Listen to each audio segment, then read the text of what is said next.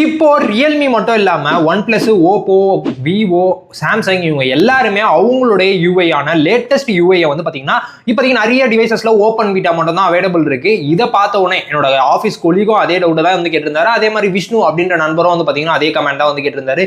Beta ப்ரோக்ராம்ல register பண்ணிட்டு update பண்ண பிறகு ஸ்டேபிள் ரிலீஸ் ஆன பிறகு நம்மளுக்கு ஸ்டேபிள் கிடைக்குமா அப்படின்ற மாதிரி கேட்டிருந்தாரு. இல்லை ஸ்டேபிள் வேணும் அப்படின்னா நம்ம பீட்டா ப்ரோக்ராம்ல வந்து ஆப்ட் அவுட் பண்ணி தான் நம்மளுக்கு ஸ்டேபிள் வெர்ஷனுக்கு போக முடியுமா அப்படின்ற மாதிரி கேட்டிருந்தாரு.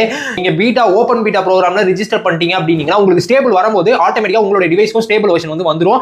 நீங்க இன் பிட்வீன் ஸ்டேபிள் வர்றதுக்கு முன்னாடி நீங்க வந்து இல்ல எனக்கு இந்த பீட்டா ப்ரோக்ராம்ல வந்து ஏகப்பட்ட பக் இருக்கு அப்படின்னு சொல்லிட்டு நீங்களே ஸ்டேபிள் வெர்ஷனை இன்ஸ்டால் பண்ணணும்னு நினைச்சாலும் சரி, இல்ல நீங்களே ரோல் பேக் பண்ணி எனக்கு இந்த புது வெர்ஷனே வேணாம்ப்பா அப்படின்னு சொல்லிட்டு நீங்க ரோல் பேக் பண்ணி பின்னாடி போகணும்னு நினைச்சாலும் சரி, உங்களுக்கு வந்து பாத்தீங்கன்னா டேட்டா லாஸ் கண்டிப்பா வந்து இருக்கும். உங்க டேட்டா எல்லாமே வைப் ஆயிடும், புது போன் வர மாதிரி வந்துரும். சோ அதனால கம்பெனியா ஸ்டேபிள் ரிலீஸ் பண்ற வரைக்கும் வெயிட் பண்ணுங்க. நீங்க பீட்டால ரிஜிஸ்டர் பண்ணிருந்தாலும் உங்களுக்கு ஸ்டேபிள் வெர்ஷன் கம்பெனி சைடுல இருந்து அப்டேட்டா வரும்.